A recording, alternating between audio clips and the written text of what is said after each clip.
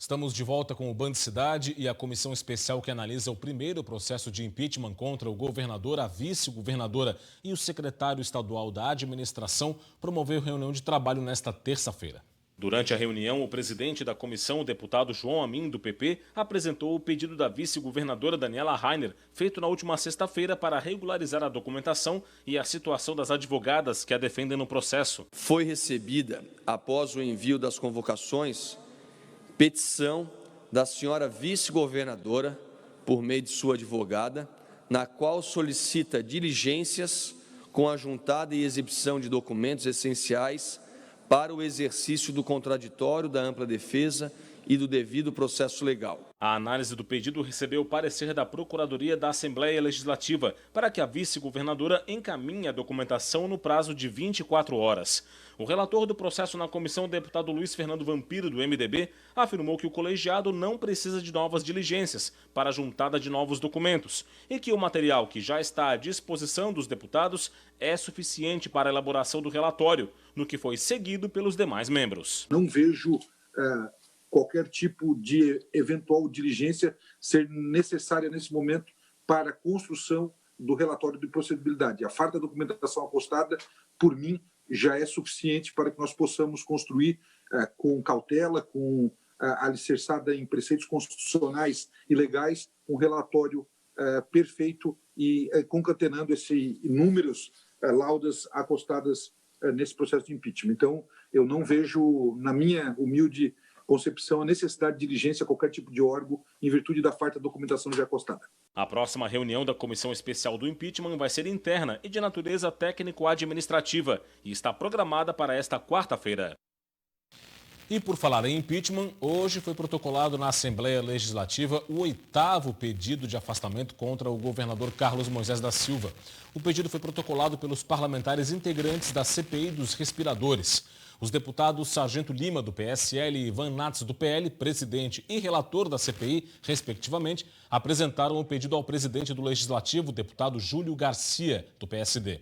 Desta vez, a representação pede somente o impeachment do governador Carlos Moisés da Silva e é baseada no relatório final da comissão que investigou a compra dos 200 respiradores por 33 milhões de reais. Para a CPI, o governador cometeu crime de responsabilidade ao negar à comissão que não sabia da compra dos aparelhos, além de ter sido, no entender da comissão, omisso ao ignorar os alertas feitos para evitar compras com pagamento antecipado. Vale ressaltar que 2 pedidos de impeachment já foram aceitos na Assembleia Legislativa. Decidir entre 3 nomes para vice na chapa da campanha à reeleição virou um problema para o prefeito de Florianópolis, Jean Loureiro. O comentarista Roberto Azevedo vai mostrar agora o que isso significa em um quadro que começa a se definir na capital do estado, o 2º maior colégio eleitoral de Santa Catarina.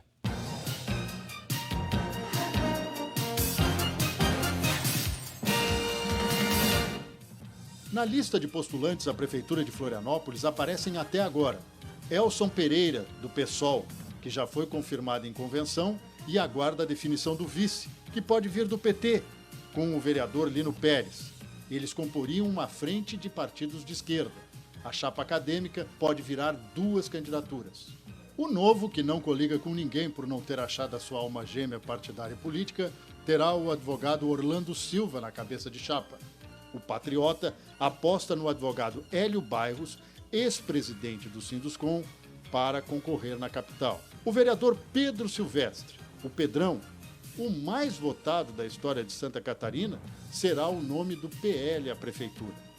Entre os ainda em processo de definição estão o engenheiro e ex-secretário de obras da prefeitura, José Carlos Rauen, do MDB, Guaraci Fagundes, que concorrerá pelo Partido Verde, e a deputada federal Ângela Min, do PP, que já comandou a cidade por 2 administrações e deve anunciar a sua definição em breve, antes da convenção marcada para quarta-feira, dia 16, último prazo previsto na legislação. O atual prefeito, Jean Loureiro, do Democratas, que pode ser considerado um favorito, vive uma verdadeira sinuca de bico, com 3 nomes para compor como vice na chapa à reeleição.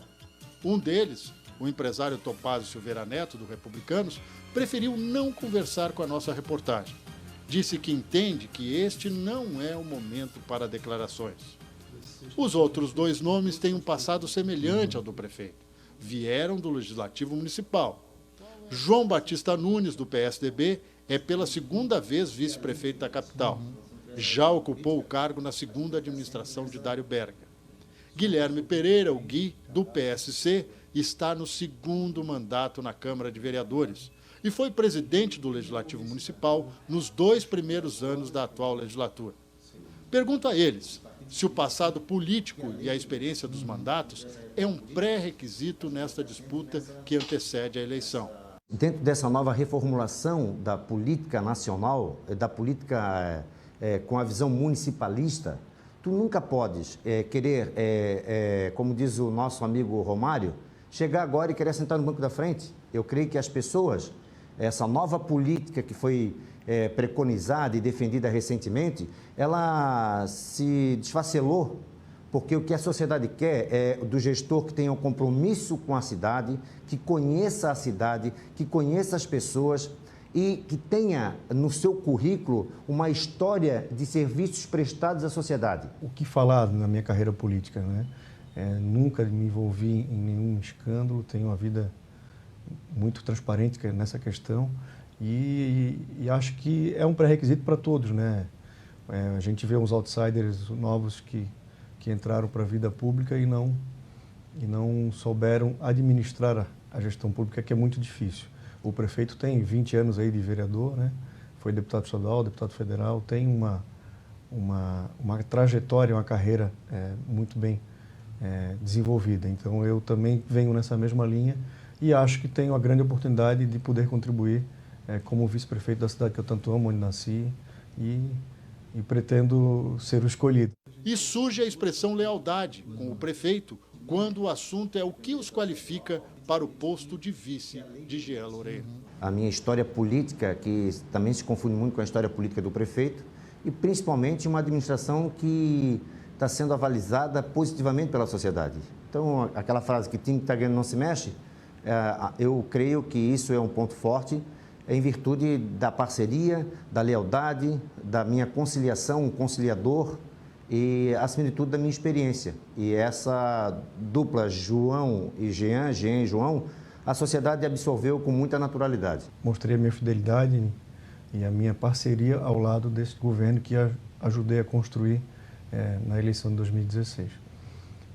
Sou uma pessoa muito do bem, de caráter, uma pessoa com uma índole irreparável e amo a minha cidade. Eu não estou chegando agora querendo sentar na cadeira de vice-prefeito, é bom deixar isso bem claro. Eu tenho uma carreira política, né, de quase 12 anos já, completando, e sou uma pessoa que venho para somar, tenho o apoio de boa parte das igrejas evangélicas, do movimento evangélico. Jean Loureiro encomendou até pesquisas para saber quem é o vice ideal. Mas essa decisão sobre o companheiro de chapa deve sair no máximo entre sexta-feira ou até no fim de semana. É porque na segunda, dia 14, o Democratas, partido de Jean Loureiro, realiza a convenção municipal. E será meio estranho que até lá não tenha definição de quem será o companheiro de chapa. Independentemente disso, a eleição de Florianópolis, segundo o maior colégio eleitoral em Santa Catarina, tem repercussões imediatas em todo o quadro político de Santa Catarina, assim como os resultados em Blumenau e Joinville, outros 2 importantes colégios eleitorais, e até mesmo em São José, na Grande Florianópolis, o 4º colégio eleitoral mais importante de Santa Catarina. É que todos sabem que quem sair fortalecido nas eleições municipais deste ano pode ganhar outra situação de força em 2022, quando será feita a eleição para o governo do Estado. Não é à toa que estão de olho nesta decisão os senadores Esperidião Amin, do PP, Dário Berger, do MDB, e Jorginho Melo, do PL. Todos pré-candidatos ou nomes lembrados para a próxima eleição, que com certeza, permanecendo ou não no cargo, não terá a figura de Carlos Moisés da Silva, candidato à reeleição. Dito isso, Roberto Azevedo para o Band Cidade. Um grande abraço e até amanhã. Vamos falar agora do tempo. A chuva predominou no sul do estado nos últimos 4 dias. Entre sábado e hoje foram registrados entre 100 e 150 milímetros de chuva acumulada. É o equivalente à média mensal da região, segundo o Epagre-Ciram.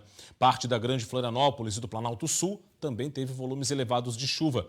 E a quarta-feira vai seguir com instabilidade no litoral catarinense. Os detalhes agora na previsão do tempo.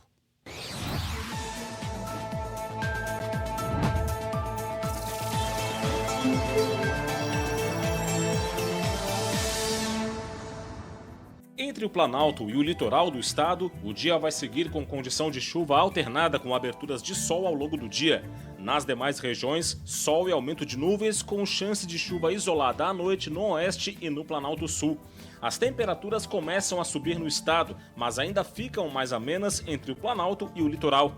Em Florianópolis, mínima de 17, máxima de 20 graus. Em Blumenau, variação entre 15 e 21.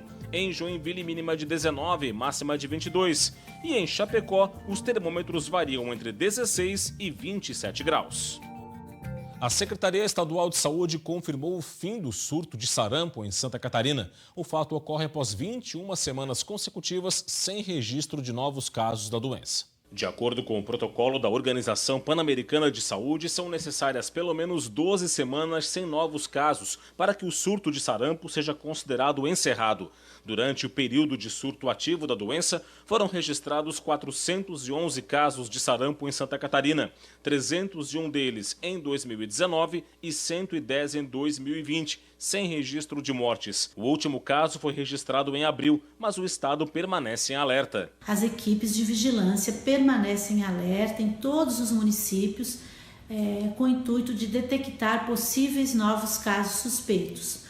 Porque nós encerramos o surto em Santa Catarina, mas em alguns estados do Brasil, Paraná, São Paulo, Rio de Janeiro, Pará, ainda permanecem com surto ativo de sarampo. A Secretaria Estadual de Saúde também reforça a necessidade de vacinação como única forma de evitar o sarampo. São necessários os cuidados, manter os cuidados redobrados ainda com o sarampo, vacinar as crianças, vacinar os adultos, atualizar sempre a caderneta de vacinação. Porque ao contrário do que a gente imagina, o sarampo é uma doença grave que causa graves complicações nos indivíduos e óbitos também. Esse ano nós já temos 5 óbitos no Brasil em função do sarampo. No próximo bloco do Band Cidade tem o esporte. Veja ainda, grupo de teatro promove espetáculo online e de graça, formado exclusivamente por mulheres. Detalhes daqui a pouco. Até já.